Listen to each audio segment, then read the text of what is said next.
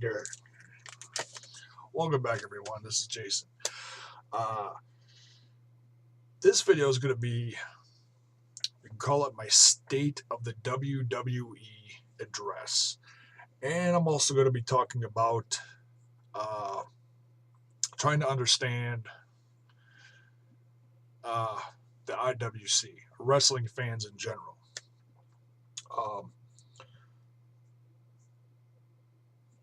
But I'm going to start out with talking about the WWE itself and where I think it's headed. Yeah, because there's the company's been going through a lot of changes lately. There's top guys injured. Their world champion is off television right now for several months. They hired a bunch of hot guys from the independent scene. There's all these different, positives and negatives going on in the company. And I just thought, with all this going on over the course of the last half year and all the changes that have been going on, I figured right now would be a good time to address all this as a whole. I might do this once a year. I did this back in May with TNA, and well, we know where TNA is right now. And in some wrestling fans would say that the WWE is in the same boat right now. Well, as much as they're struggling with their financial situation, I still say there are more positives than negatives going on in the WWE. I made some bullet points to talk about the pros and cons of each one. The first one I'm going to talk about is their developmental system, which, from what I've heard, they don't even like calling it that anymore, just because it is its own brand on the WWE network for $9.99. NXT. NXT, in my opinion, is the best thing that's going on right now with the WWE. Some pros about NXT. It's 1 hour. It's short and sweet. It's not like Raw that's 3 hours. Now, I know there are some fans out there that absolutely hate the fact that Raw is 3 hours and that they have to sit through 3 hours of wrestling when there's only X amount of minutes in the ring and X amount of minutes used on promos and stupid guests and all this stuff. Well, they get a ridiculous amount of money for having that third hour on the USA Network. So for a business standpoint, it's smart. From a viewer standpoint, yeah, it certainly becomes more difficult. I don't know. I as a wrestling fan have changed so much over the years. I guess I've just become more, I try not to, and now I'm starting to get into that wrestling fan thinking mode. I'm going to cut that off right there and put that on pause.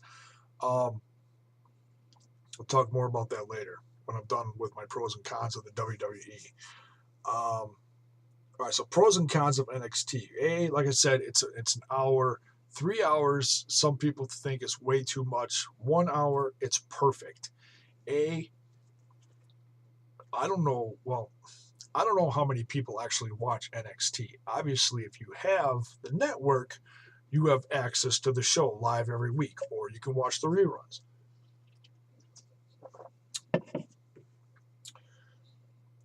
But they put on usually 3 or 4 matches with interviews, and then they divide it up with promos about what's going on in the WWE, upcoming pay-per-view, an upcoming DVD, So it's short and sweet. The timing is perfect, and it flows well. That makes a big difference. It's not just a bunch of stuff thrown out there and you feel uncomfortable watching it like something's missing or something. No, it all flows well. Whoever's doing the writing or producing or whatever you want to call it for NXT is doing a damn good job. And they should seriously consider this formula that they're doing for the other shows, because sometimes um, it's a mess. It's a hot mess. Um, talk about some of the up and coming stars that are on this show. You've got the new signed guy from Japan, Kenta, who is now called Hideo Itami. A lot of people still are getting used to saying that. You got Sami Zayn. You got the champ, Adrian Neville, Tyler Breeze. All these guys have been on, well, with the exception of Kenta, have all been on Raw. They had their shining their 5 minutes of fame just to get them, their faces out there to try to get people to watch the network. If you're going to sell the network, put the NXT guys on the main show to bring them back to the network. That's the smartest thing they did right before, what was it, Takeover 2? Smartest way of promoting it. And there are certainly the women wrestlers on NXT that are also as good. You got Charlotte, who is Ric Flair's daughter, as snarky as her dad is, cocky, confident, very athletic, great in the ring. Was it two NXT specials ago when she won the championship because it was vacant when Paige went to the main roster? She had the match with Natalya. Want to go back and see possibly the best women's match of the year? Go back and watch that.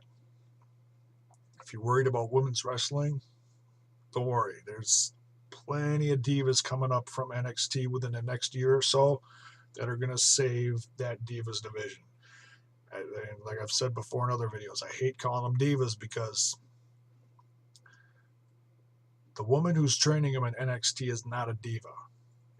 She's one of the hardest working females in the industry, and now she's training the next generation. It's Sarah. I wrote it down here. Sarah Del Rey. I know she's got a different real name, but that's what she was known as in the independents when she was in Ring of Honor and other companies. Other females. Bayley is a fan favorite down at NXT. I don't know how she's going to do on the main roster. I don't know how that bubbly personality is going to come across. Becky Lynch is another one who is very good. Sasha Banks, very good. Who's the last one I was going to mention? Oh, Alexa Bliss. She's okay. She's still new. She's fresh. She's got kind of that cutesy Barbie girl look, but she's decent in the ring. That's one thing that this next crop of female wrestlers is certainly better at than the current crop of wrestlers in the main roster of the WWE, is these women can wrestle and are getting trained properly. Not saying that all the divas on the main roster are bad. AJ is good. Paige, who just came up, is good. Emma's good. Natalya, certainly very good. I'm talking about the ones that stink up the joint. I'm talking about the Funkadactyls. I'm talking about, I was going to say the Bellas, but put it this way. If the Bellas just keep their mouths shut and just wrestle, I think a lot more people would like them. Because this whole arguing thing that they're doing is just ridiculous. It's stinking up the whole show. It's, keep the drama to Total Divas, because I don't think anybody wants to see it, you know, twice in a show. I've stopped watching Total Divas because I was excited about it the first couple seasons, and now I've kind of gotten away from it, and uh, it's just all it is a bunch of cattiness, and it's just yeah. I'm not feeling it. I'm not into it anymore. Um, Not saying it's the worst thing on television. I'm just saying I'm not into it. So if you like it, go ahead and watch it. Me, I'm pretty much done watching it for now, unless there's something like insanely awesome. Maybe I'd be more excited if the people, well, because it's centered a lot around Daniel Bryan and his relationship, and John Cena and his relationship, and Tyson Kidd and his relationship. I don't know. And I'm a huge fan of Daniel Bryan. So maybe if Daniel Bryan was back in the ring, I'd watch it more. I don't know. Maybe not. I don't know. But straight off the NXT subject there for a bit. Excuse me. But yeah, NXT. There's not a lot of negative stuff I'm going to say about NXT. And their tag team division is even great.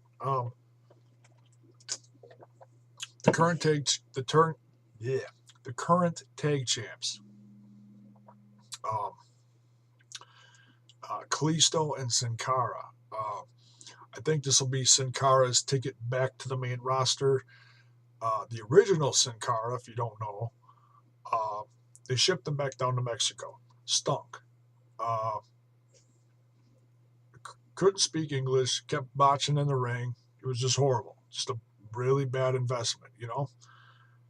And just didn't work out. Now the guy who is playing Sin Cara's character, Hunico, is very good, much, much better, and is redeeming the character of Sin Cara with the fans, doing a much better job, and now tagging with this new kid Kalisto, who is very good.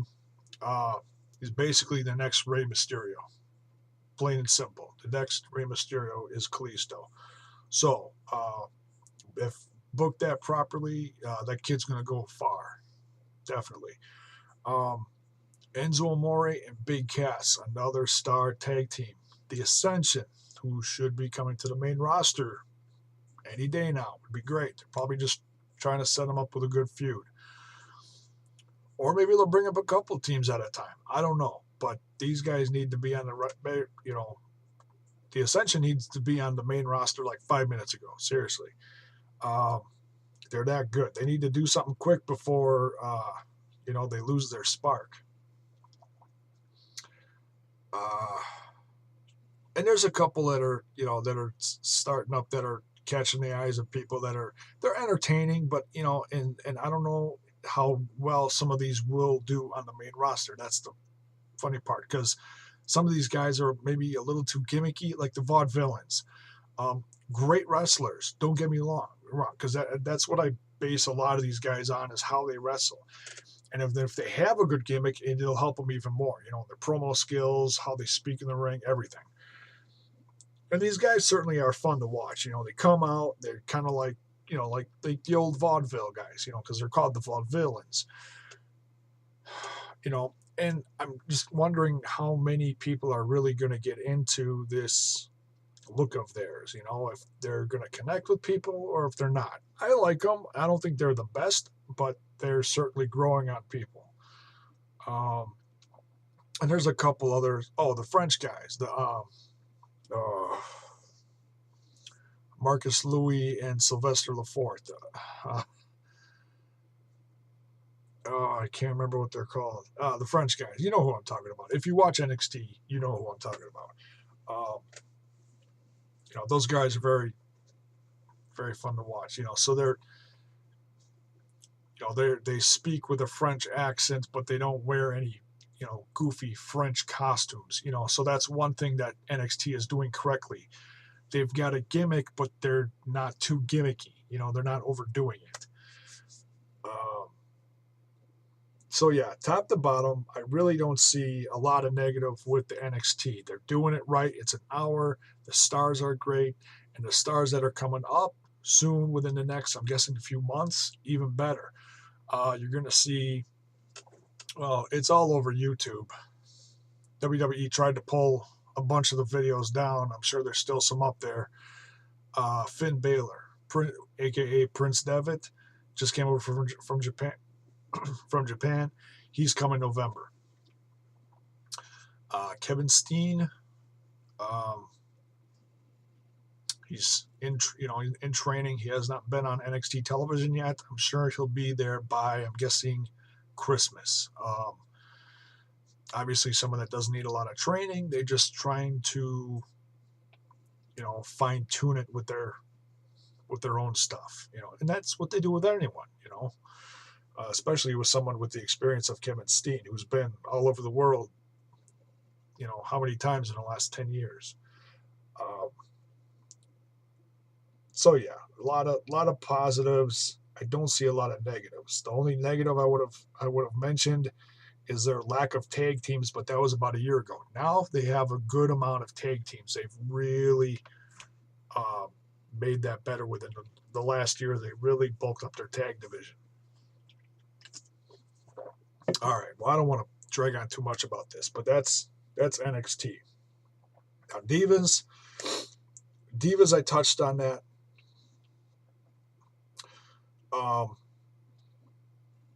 The Divas division is getting better. Does it suck right now? No, I wouldn't say it sucks, because I think you've got more positives than negatives. Divas like Eva Marie and Cameron and sometimes Naomi, man, they just, they were out there doing their pom-pom thing, and that, there's nothing wrong with valets. There's nothing wrong with valets. It's an old school way of, putting a female with a guy, so it's kind of like their manager in a sense. You look at the classic Sunny or Miss Elizabeth, these women didn't wrestle, and there's nothing wrong with that. But if you're gonna have these women get in the ring and wrestle, they gotta know what they're doing. Otherwise, you're gonna just piss fans off. And the classic, as soon as the Divas get in the ring, oh, bathroom break, or oh, time to go get a beer. It's classic. And I'm sure a lot of fans still do that. Well, it is getting better. Like I said, you got Natalya, Paige, AJ Lee. How long is AJ Lee going to be around? I don't know. She's married to Punk. She may leave soon. You never know. I don't know. So that's another video for another time. But yeah, there certainly are more, almost said more better. There are much better divas working in the division now than there were a few years ago. And more certainly on the way, like I said, from NXT. Tag teams. Pros. We'll start with the tag champs. Gold and Stardust. They were tag champs before when they were, baby faces, and now they're not. They're heels. And Cody Rhodes has made his transformation into Stardust, which has totally brought a new dimension to this tag team. And, I've heard a lot of people over the course of the last few years saying how stale Cody Rhodes is getting. Even though he works well with his brother, and I think almost everyone and their mother was waiting for the breakup in the classic WrestleMania match. Well, it never happened. The buildup was there, and then Cody Rhodes took a little break, and they tried to find a new replacement for him, and that fell through, which was like, okay, now any minute Cody Rhodes is going to turn on him. Didn't happen. We got the birth of Stardust, which is, completely out of left field.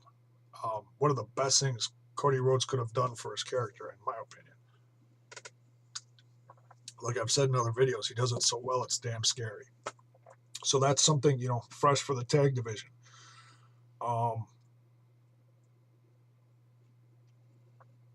the Usos, great tag team, a lot of charisma. They bring 150% every time. Um, some people say that they got a little stale as champs. Well, obviously, you don't want people as champs forever. You want to give another team a chance. Um, so yeah, that's understandable. I don't think they were stale, but yeah, it was time to change it up. They were champs for about 4 months. I think the longest reigning champs were oh, now I'm not going to remember their names. It was Paul London and Spanky. I think they were champs for about a year, tag champs. That goes back about a decade. Holy crap! What else? Um,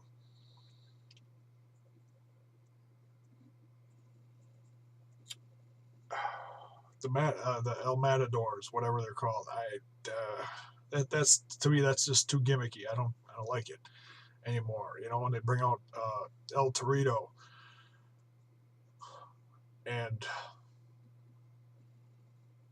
to make that a main match on Raw, with Hornswoggle opposing him and stuff like that. Slater Gator. That's just they threw a couple guys together. There's no chemistry and they're fighting all the time. That's just awkward as hell.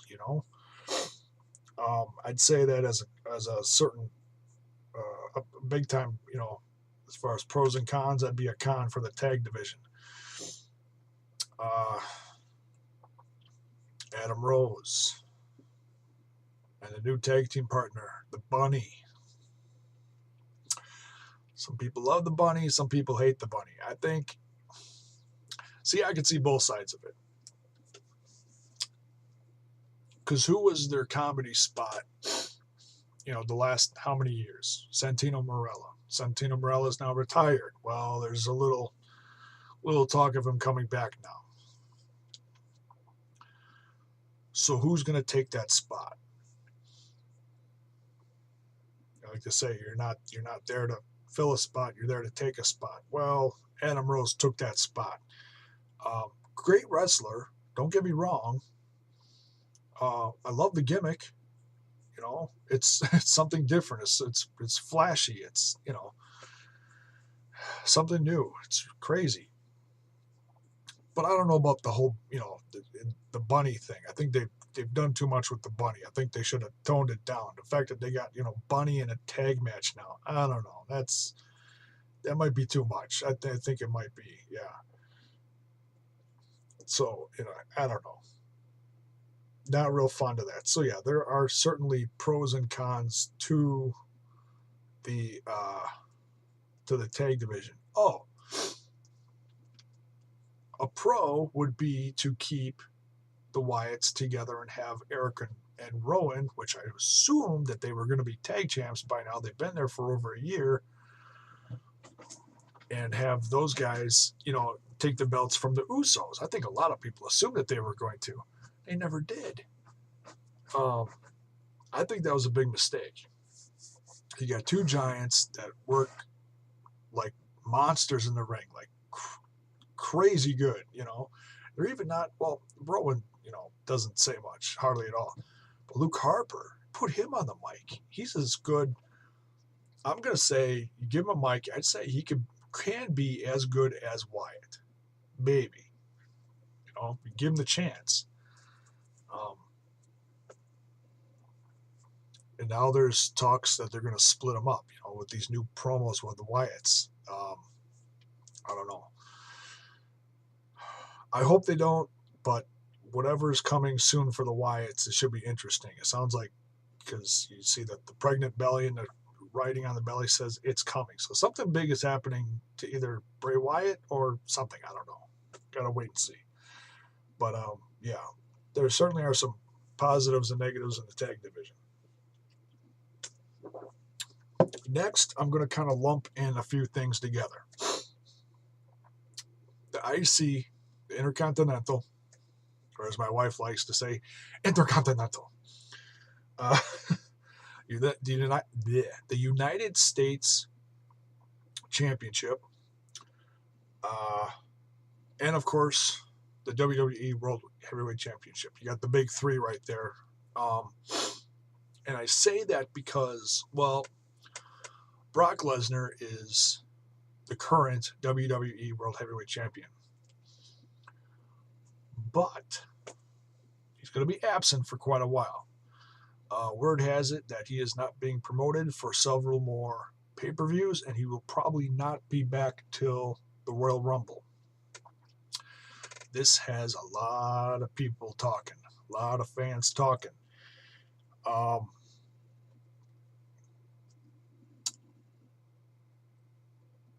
I first saw this as a negative.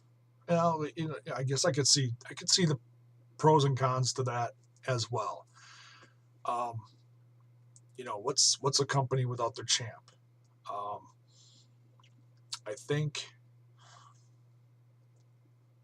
I don't know. In the days of old, when I was a wee little nard, when I was growing up, the one thing that was special about Hulk Hogan is he defended his championship, from what I remember, sporadically.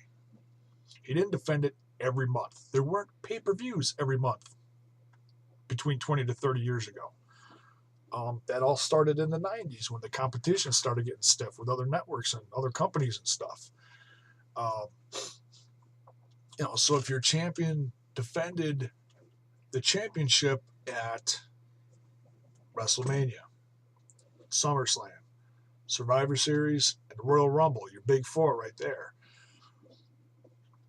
it made the championship more special.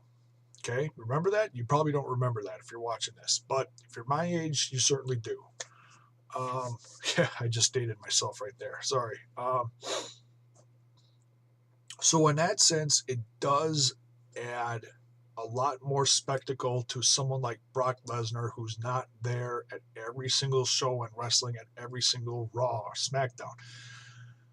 I think, and you look at someone like John Cena, who's there wrestling every single show, and now you put the championship on him, and you get used to that. The champion's there all the time. That's great. Hoo-ha, whatever.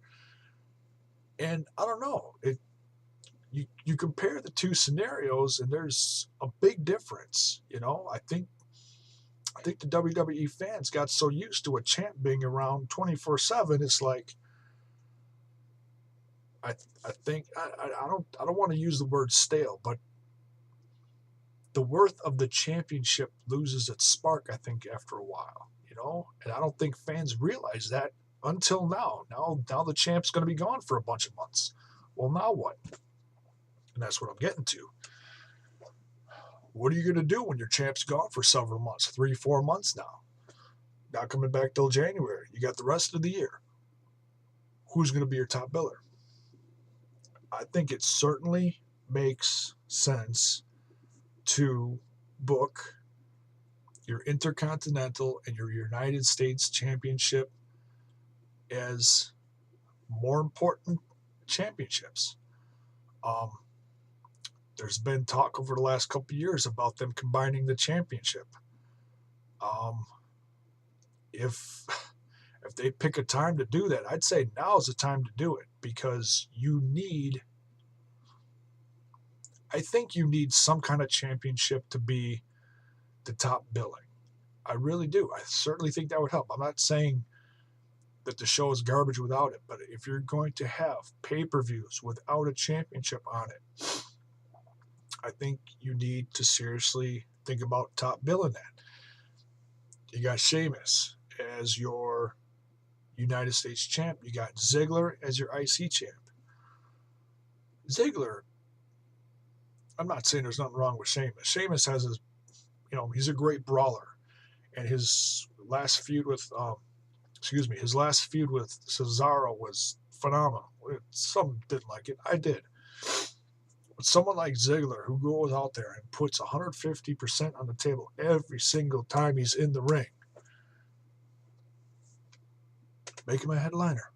Make the IC champ the important thing right now. What's wrong with that? I seriously think that's an option. Rusev just beat him in the ring, you know? So Hell in a Cell.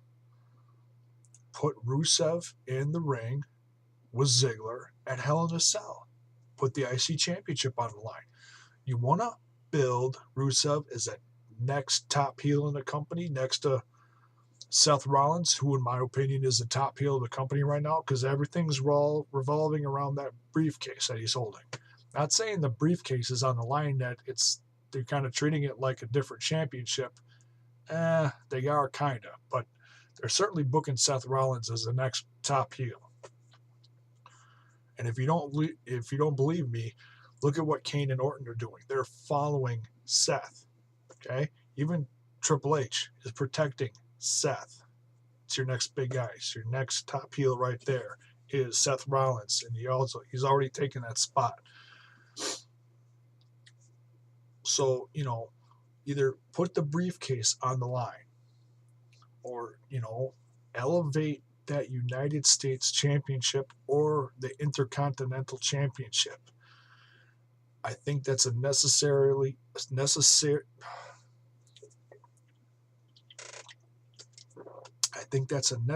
thing to do without your current World Heavyweight Championship there, Brock Lesnar.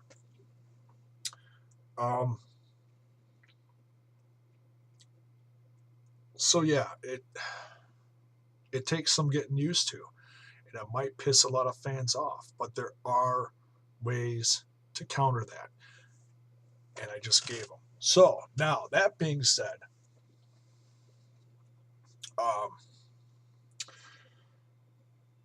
thinking about the fans lately have been more boisterous than ever, letting their feelings known out on the internet, on Twitter, on Facebook. I'm on Facebook more than I am on Twitter. And they let their voices known. The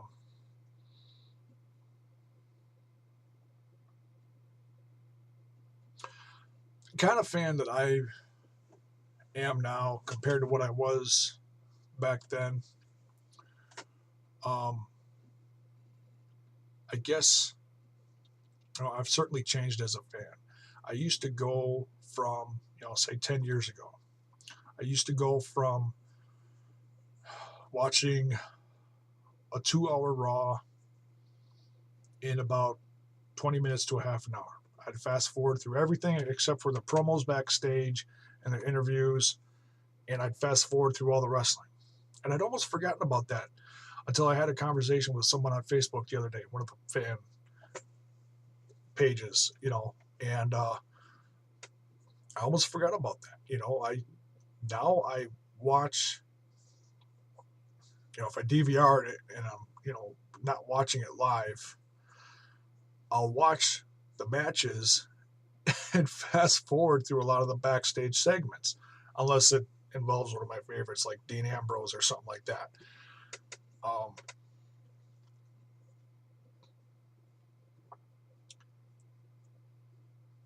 Whereas I think a lot of fans are just weird.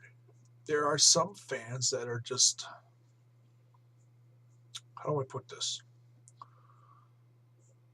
I guess what I don't get is the trolling.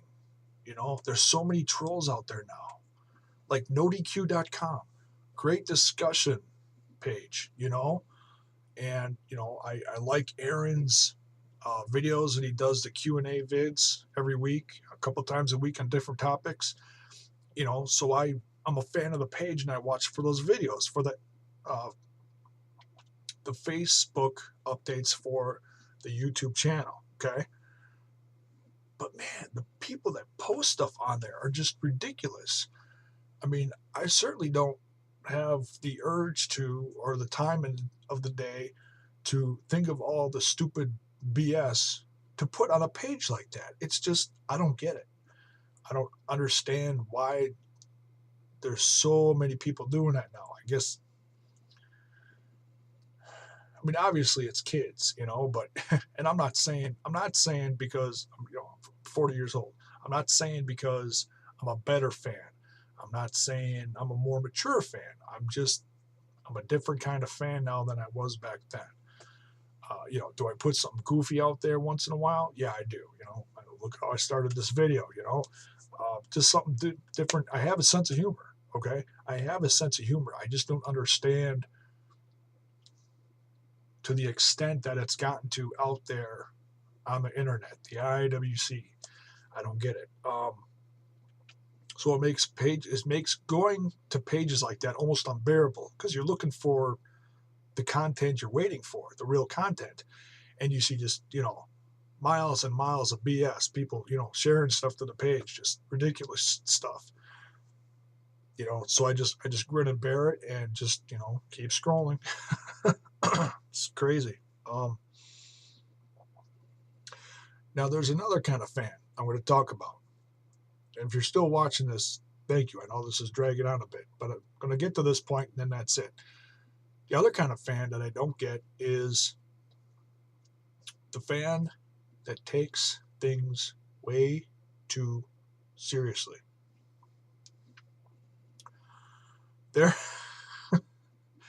I'm sorry, I don't mean to laugh. I've been watching wrestling long enough now that I understand why they do certain things. Do I love everything that the WWE does? No. There's some things I get frustrated to with just as much as your average fan.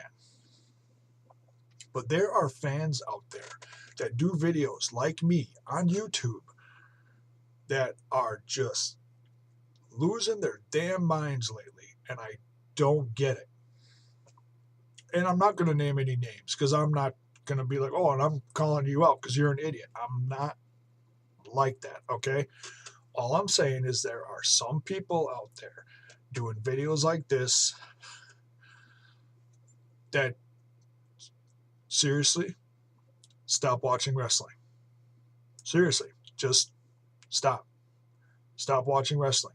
If watching something like this on TV X amount of hours a week is getting you this upset that you're just doing rant videos now on how much you hate the product on TV, seriously, stop watching wrestling. Take a break. I've got friends I talk to, personal friends, that are like, I'm thinking about taking a break from wrestling, because I'm not digging the stuff on TV. Fine, take a break. But sometimes I'll fast forward through it. But if you're getting that upset that you're screaming into the camera while you're talking about whatever, it's not worth it. It's not worth it. Man, go have a cigarette, go have a beer, go chill out, go on a vacation, go fly off the Venus or something, whatever. If you're going to sit on here and scream for a half an hour on how much you hate it, then you shouldn't be on here. Promote things that you love. Talk critically about it, like I'm trying to do with this. I'm talking about the pros and cons, the positives and the negatives. But if all you're doing is you're losing your mind because you're that upset about it,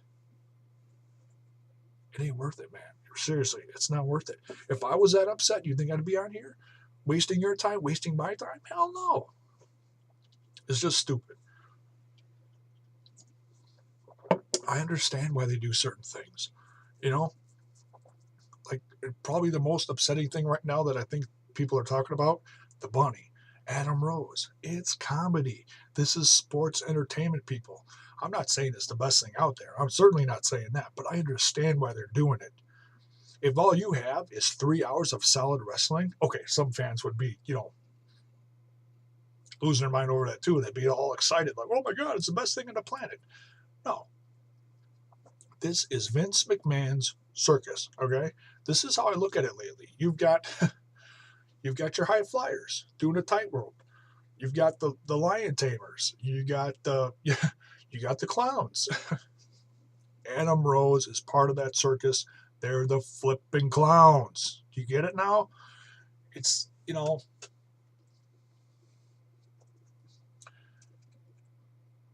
they all are pieces of the puzzle.